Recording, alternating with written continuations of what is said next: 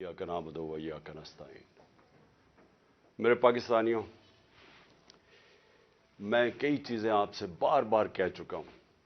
अपने 26 साल की जब से मैं ये पॉलिटिक्स में आया हूं, तो मैं कई चीज़ें बार बार दोहरा चुका हूं और मुझे लगता है कि उसका असर होना शुरू हो गया कि लोगों को कई चीज़ों की अब समझ आनी शुरू हो गई है। लेकिन आज मैं फिर वो चीज़ दोहराऊंगा। 26 साल पहले मैंने अपनी पार्टी का नाम रखा था इंसाफ की तहरीक, जिसको अंग्रेजी में कहते हैं रूल ऑफ लॉ, जिसको आम आदमी समझता है इंसाफ, जिसका मतलब क्या होता है कि कमजोर और ताकतवर कानून के सामने एक बराबर, जिसका मतलब यह होता है कि जानवरों के माशरे में और इंसानों के माशरे में जो फर्क है कि जानवरों के माशरे में इंसाफ नहीं है, इंसानों के माशरे में वो इंसानी माशरा होता ही तब है जिधर इंसाफ होता है।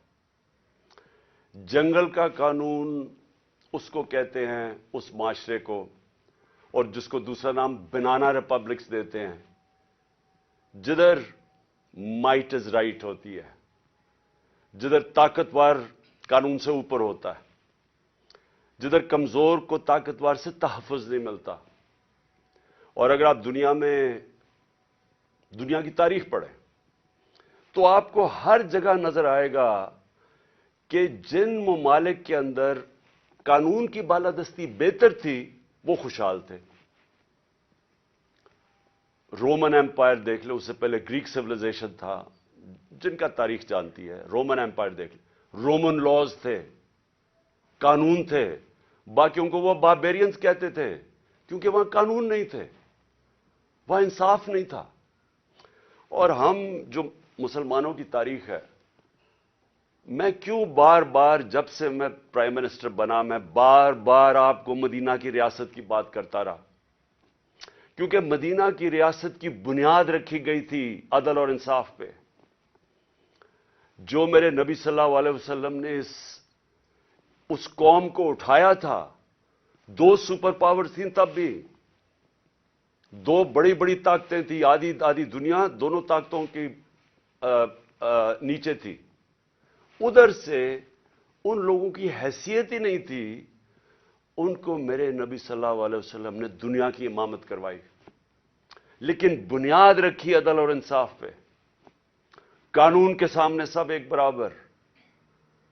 फरमाया कि मेरी बेटी भी अगर जुर्म करेगी तो उसको सजा मिलेगी। और फिर जो आज पाकिस्तान के हालात हैं, उन्होंने आज से 1500 साल पहले तकरीबन कह दिया था कि वो कौमें जो ताकतवर के लिए एक कानून बनाती हैं और वो जुर्म करते हैं उनको नहीं पकड़ती और सिर्फ कमजोरों को जेलों में डालती हैं, वो तबाह हो जाती हैं। ये मेरे नबी ने 1500 साल पहले कह दिया था। और आज मैं ये जो आज मीडिया आपके सामने आया हूं, आपको ये बताने के लिए कि जिस तरह हम नमाज में कहते हैं ना कि अल्लाह उनके रास्ते पे लगा जिनको नेमतें बख्शी, उनको नहीं जो तबाही के रास्ते पे निकल गए। ये हम 5 वक्त की नमाज में मांगते हैं। आज हम उधर खड़े हैं। एक तरफ है अल्लाह की नेमतों का रास्ता, मुश्किल रास्ता है लेकिन इंसान की अजमत का रास्ता है। दूसरी तरफ तबाही का रास्ता है, जिस तरफ हम ये जो मौजूदा सेटअप है ये लेके जा रहा है। मेरे पाकिस्तानियों याद रखें, मैं वो खुशकिस्मत इंसान हूं, 70 साल जिसकी उम्र है, अल्लाह मुझे सब कुछ दे बैठा है। कोई इतना खुशकिस्मत नहीं, मैं उसका बार बार शुक्र अदा भी करूं तो वो काफी नहीं है। किसी इंसान को इस मुल्क में अल्लाह ने इस तरह की इज्जत नहीं दी। हुकूमत से इन्होंने साजिश के तहत मुझे बाहर निकाला तो आप लोगों ने लाखों की तादाद में सड़कों पर निकले। किस प्राइम मिनिस्टर को आज तक इस तरह की इज्जत मिली है? और हुकूमत के बाहर पब्लिक के अंदर मैं निकला तो जिस तरह की इज्जत आपने मुझे दी, किसको मिली आज तक? कौन से प्राइम मिनिस्टर को मिली? तो उसके लिए वजारत उज़्मा क्या चीज है? इससे बड़ी चीज क्या है कि कौम उसकी इज्जत करती है। तो میں آج آپ کے لیے یہ کہنا چاہتا ہوں کہ دیکھیں، یہ آپ ایک بڑے خطرناک موڑ پہ کھڑے ہیں۔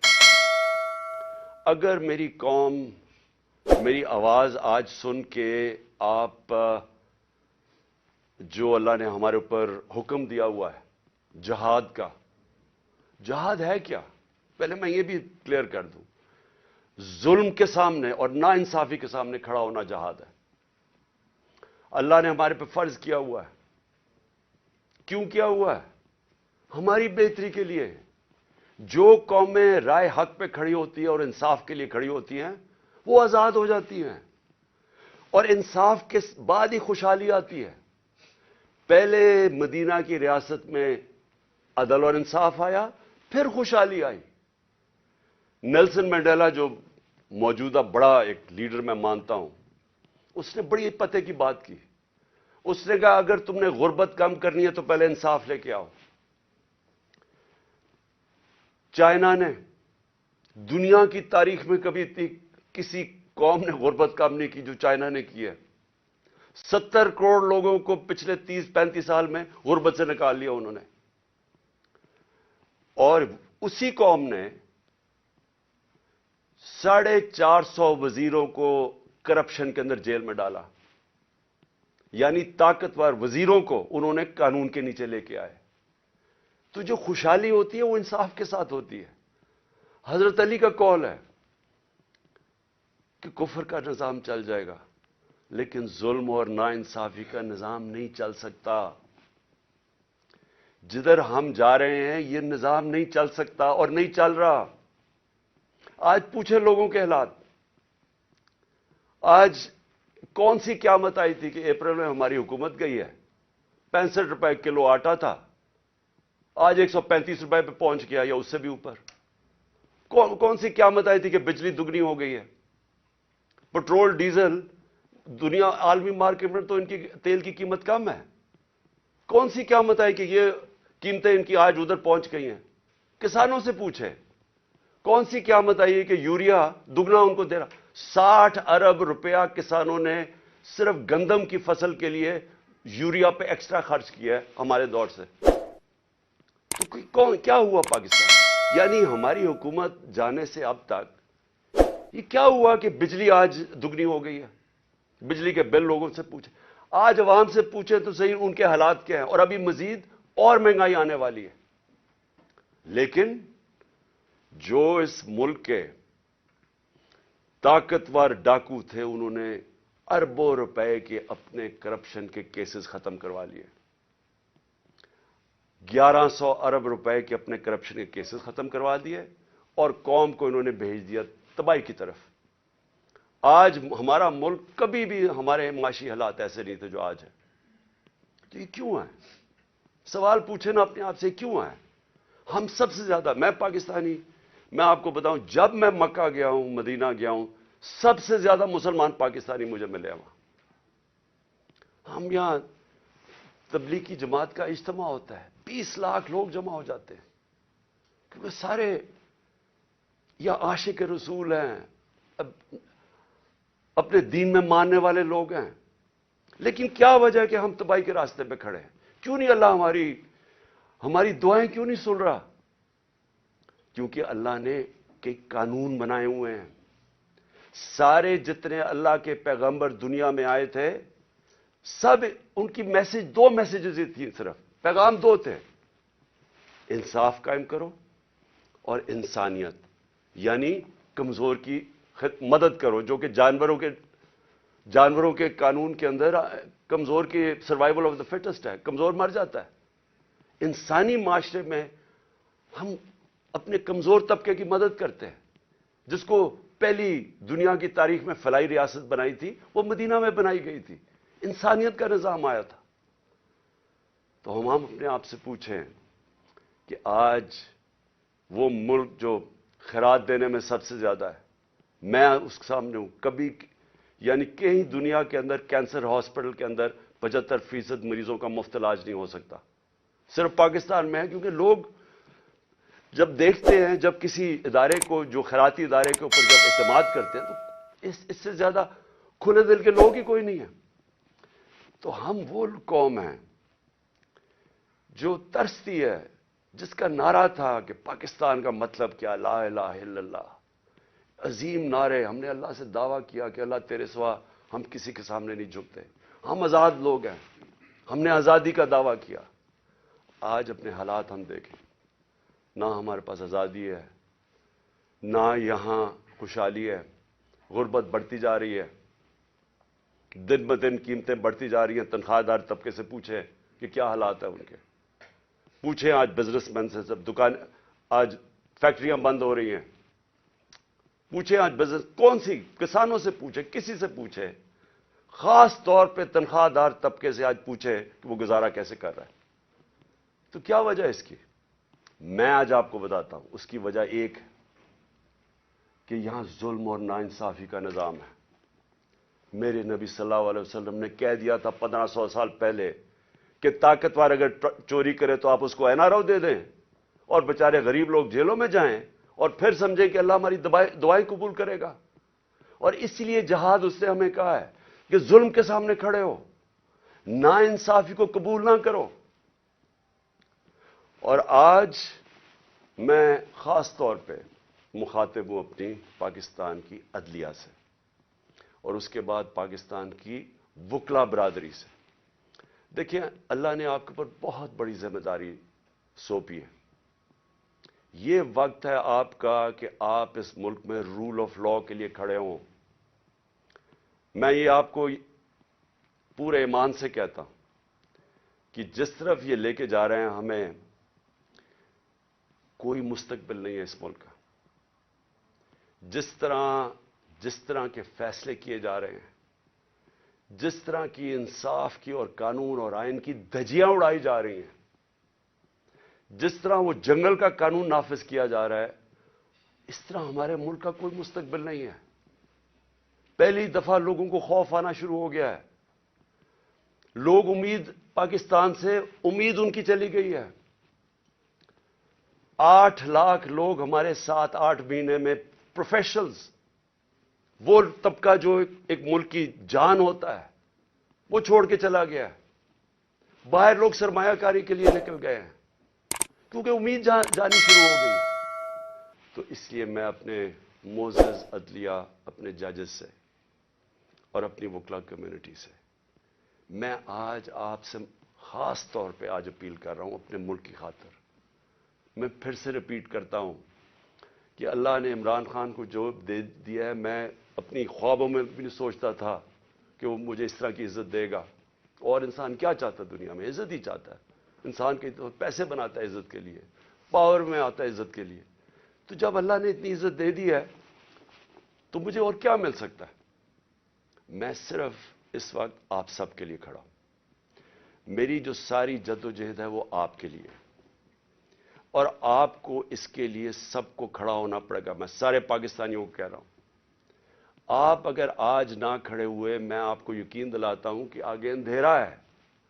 میری آواز کیوں بند کرنے کی کوشش کی جا رہی ہے؟ کیوں وہ پولیس یہ فواد چودھری کو کیوں پکڑا ہے؟ کون سا جرم کیا اس نے؟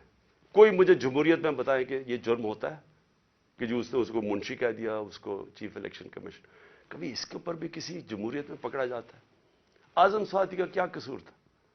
کیا اس نے کہہ دیا کہ جناب ایکس آرمی چیف نے NRO-2 دے دیا؟ تو یہ سینیٹر ہے، اس کی رائے ہے. یہ باقی اس ملک کی اکثریت سمجھتے ہیں کہ یہ ٹھیک ہے. اس کو ننگا کر کے، تشدد کر کے، پھر وہ گندی ویڈیو، اور پھر اس کو پکڑ لیا، 30 FIR کاٹ دی. شہباز گل، ارشد شریف، جو ارشد شریف کی خبریں آتی ہیں کہ کس طرح اس سے کیا گیا. کیا بچہ جانتا ہے پاکستان میں کہ ارشد شریف جیسا خوددار، دیانتدار، کریڈیبل، ایک محب وطن، شاید ہی کوئی صحافی آیا ہو. اس سے جو کیا ہے. اور یہ جو میرے اوپر قاتلانہ حملہ کس لیے کیا گیا؟ میں نے کون سا جرم کیا تھا؟ اور اس کے اوپر ابھی میں آتا ہوں جب میں باقی چیزیں بھی آپ کو سامنے رکھتا ہوں. لیکن میں آج اپنی قوم کو کہہ رہا ہوں کہ دیکھیں آپ کا مستقبل آپ کے ہاتھ میں ہے. آپ ہیں اللہ کے بعد اس ملک کے وارث.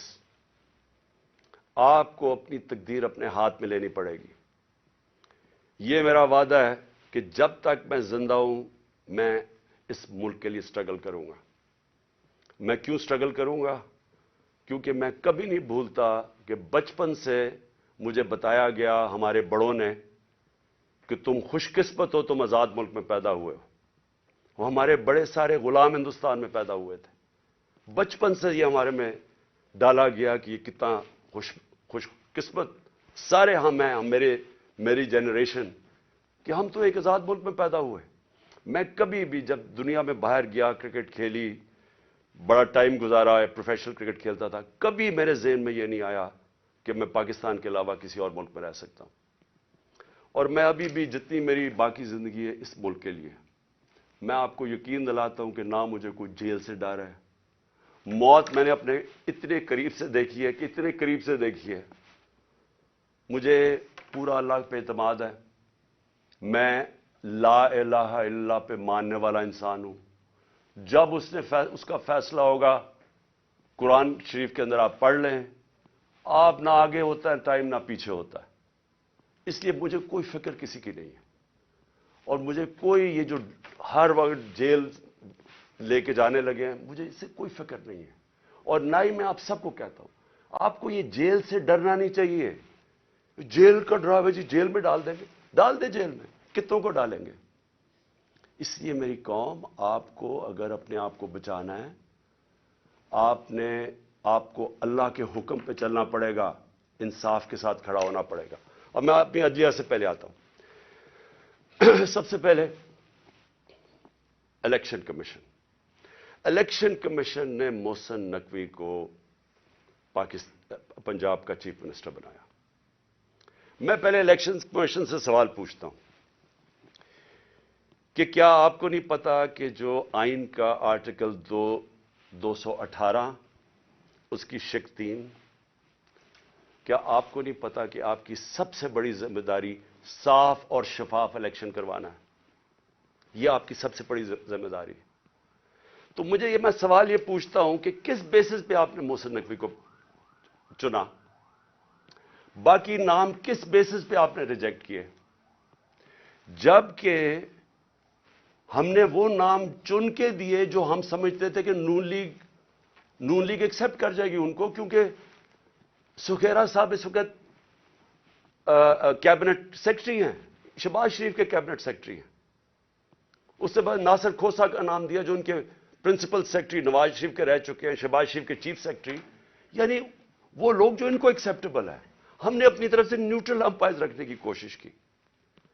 تو کس بیسس کے اوپر یہ محسن نقوی کو آپ لے کے آئے؟ کیا آپ اس کے بیک گراؤنڈ کا نہیں پتا تھا؟ یا شاید لگایا اس لیے تھا کیونکہ آپ کو پتا تھا یہ کون ہے؟ کیا یہ نہیں پتا کہ یہ آدمی رجیم چینج جو ہماری گورنمنٹ گرائی گئی ہے اس میں اس نے سب سے بڑا رول اس کا تھا. ایک تو اوپر کا رول تھا نا ایکس آرمی چیف کا، لیکن اس کا اس کے بعد یہ ان چند لوگوں میں سے تھا جو سب سے زیادہ یہ بھاگ دوڑ کی اس نے ہماری حکومت گرانے کے لیے. کیا یہ آصف زرداری کے ساتھ سندھ ہاؤس جدھر پیسے چلے تھے یہ وہاں نہیں تھا؟ کیا آصف زرداری اس کو اپنا بیٹا نہیں کہتا؟ کیا اس کا جو چینل ہے لوگوں کو نہیں پتا اس کی چینل کا کس کے بار بار جو پروپیگنڈا ہمارے اگینسٹ کب سے کر رہا ہے؟ اور پھر سب سے بڑی بات کہ جو آج نیب کے چیئرمین ہیں آفتاب سلطان، نیب کے چیئرمین آفتاب سلطان نے اسی محسن نقوی کے اوپر انویسٹیگیشن کی تھی. یہ انویسٹیگیٹنگ آفیسر تھے اور ان کی ریکمنڈیشن پہ انہوں نے 35 لاکھ روپیہ نیب کو واپس کیا تھا. تو میں الیکشن کمیشن سے پوچھنا چاہتا ہوں کہ کوئی اور آپ کو نہیں ملا کہ صرف چن کے آپ وہ آدمی لے کے آئے جو کہ ہمارا سب سے خلاف تھا؟ اور اس نے آتے ساتھ ہی کیا کیا؟ یہ جو اب فواد چودھری کا ہوا ہے 3 دفعہ، اور میں جج صاحب کو سلام کرتا ہوں، 3 دفعہ انہوں نے کہا کہ فواد چودھری کو طلب کیا عدالت میں، اور تینوں دفعہ نہیں اس عدالت میں پریزنٹ کیا گیا. تو کیا یہ محسن نقوی اس کی پہلی آتے ساتھ ہی اس نے اپنے کارنامے دکھا دیے ہیں. اس کے بعد اس نے جو اس نے اپوائنٹمنٹس کی ہیں, کیا یہ فری اینڈ فیئر الیکشن ہو رہا ہے کہ سارے وہ پولیس آفیسر جنہوں نے ہمارے اوپر تشدد کیا تھا 25 مئی کو, ان ساروں کو واپس لے آیا ہے. ایڈوکیٹ جنرل آفس کے اندر وہ سارے لوگ جو کہ حمزہ شریف کے دوران تھے ان کو واپس لے آیا ہے. کیا یہ صاف اور شفاف الیکشن کی تیاری ہو رہی ہے؟ کیا اس کو کہتے ہیں a neutral caretaker set up? Caretaker set up کا تو مطلب ہی یہ تھا کہ ایک نیوٹرل امپائر آئے گا. کیا یہ نیوٹرل امپائر ہے؟ اور ابھی سے ہی پولیس نے ہراساں شروع کر دیا ہے. ہمارے ورکرز کے اوپر 1-2 گرفتاریاں شروع ہوگی اور پلان بن گیا پکڑنے کا. اور یہ جو فواد چودھری کا ہوا ہے, تو یہ ابھی سے ہی پورا پری پلان بنا ہوا ہے. یہ صاف اور شفاف الیکشن کروانے کے لیے محسن نقوی نہیں آیا. یہ وہ کرنے آیا جو میں نے پہلے بھی کہا تھا, جو آصف زرداری نے الیکشن کروایا ابھی کراچی کے اندر, کہ ووٹ بینک ہے نہیں پیپلز پارٹی کا, اور پیپلز پارٹی جیت جاتی ہے کراچی سے. تو یہ الیکشن نہیں ہو رہا, یہ ایک پلان, ایک کانسپریسی کے تحت اس کو رکھا گیا ہے. تو میں اپنی عدلیہ, اور ہم انشاءاللہ یہ کیس لے کے جا رہے ہیں اپنی عدلیہ کے پاس, تو میں اور پاکستانی آپ سے انصاف کی توقع رکھ رہے ہیں. ہم یہ بھی چاہتے ہیں کہ یہ جو اب فواد چودھری سے ہو رہا ہے اور یہ جو آگے ہونے جا رہا ہے, میں ابھی آپ کو پیشن گوئی کرتا ہوں, کیونکہ ان کو سب سے بڑا جس آواز بند کرنی ہے وہ عمران خان کی ہے, تو وہ پورا پلان بنا ہوا ہے ان کا. میں ابھی پیشن گوئی کر رہا ہوں. ہم اپنی عدلیہ سے ایکسپیکٹ کرتے ہیں کہ ہمارے فنڈامنٹل رائٹس کو پروٹیکٹ کریں. یہ تاریخ وہ ہونے لگی ہے, اگر ہماری عدلیہ نہ کھڑی ہوئی تو یاد رکھیں آج تک جسٹس منیر کو کسی تاریخ نہیں بھول سکی. وہ بڑے قابل آدمی تھے, لیکن ایک جگہ جدھر انہوں نے آئین اور قانون کے ساتھ کھڑا ہونا تھا وہ طاقتور کے ساتھ کھڑے ہو گئے. اس ملک نے بھاری قیمت ادا کی ہے اس کی, اور اس کے بعد قیمت ادا کرتے گئے. اس وقت قوم آپ سے ایکسپیکٹ کر رہی ہے, موزز ججز, قوم آپ سے ایکسپیکٹ کر رہی ہے کہ ہمارے حقوق کی حفاظت کریں, ہماری جمہوریت کو بچائیں. یہ جو اب تباہی مچنے لگی ہے ہماری جمہوریت کے اوپر, اور جو ہو رہا ہے اور جو رجیم چینج کے بعد ہوا ہے, میں آپ کو یقین دلاتا ہوں کہ میں مشرف کے مارشل لاء میں اپوزیشن میں تھا. 8 دن مجھے جیل میں ڈالا, تب بھی میں نے کبھی اس طرح کا ظلم, فیشزم, اس طرح کی میں نے کبھی ایک سٹیٹ کو اپریس کرتے ہوئے میڈیا کے لوگوں کو, ہمارے ورکرز کو, میں نے کبھی ایسے نہیں دیکھا جو آج میں دیکھ رہا ہوں پاکستان کے اندر. تو اور مجھے افسوس سے کہنا پڑتا ہے کہ ہماری عدلیہ نے ہمارے فنڈامنٹل رائٹس کی حفاظت نہیں کی. اگر کی ہوتی تو آج وہی جو 25 مئی والے وہ آفیسرز جنہوں نے تشدد کیا تھا, 3 بجے رات کے لوگوں کے گھروں میں گھس کے انہوں نے لوگوں کو پکڑ کے جیلوں میں لے کے گئے تھے, ظلم کیا تھا, لوگوں کو امبیرس کیا تھا. آرٹیکل 14 کانسٹیٹیوشن کا ہماری ڈگنیٹی, ہماری عزت پروٹیکٹ کرتا ہے. انہوں نے سارے لوگوں کو نہ چادر اور چار دیواری کا سوچا, نہ قانون کا سوچا, ظلم کیا. وہ آج آفیسر پھر واپس آ گئے. ہمارے پاس سوائے عدلیہ کے جانے کا کون سا راستہ ہے؟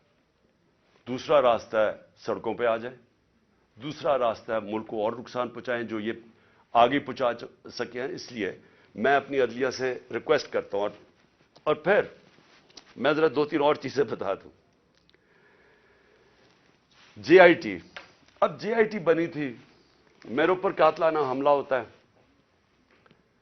پہلے تو 16 دن کچھ ہوتا ہی نہیں ہے, نہ کوئی investigation. Police F I R کاٹ کے دیکھ دیتی کہ صرف ایک شوٹر تھا اور دینی انتہا پسند نے اٹیک کیا تھا, جو میں پہلے سے ہی سپٹمبر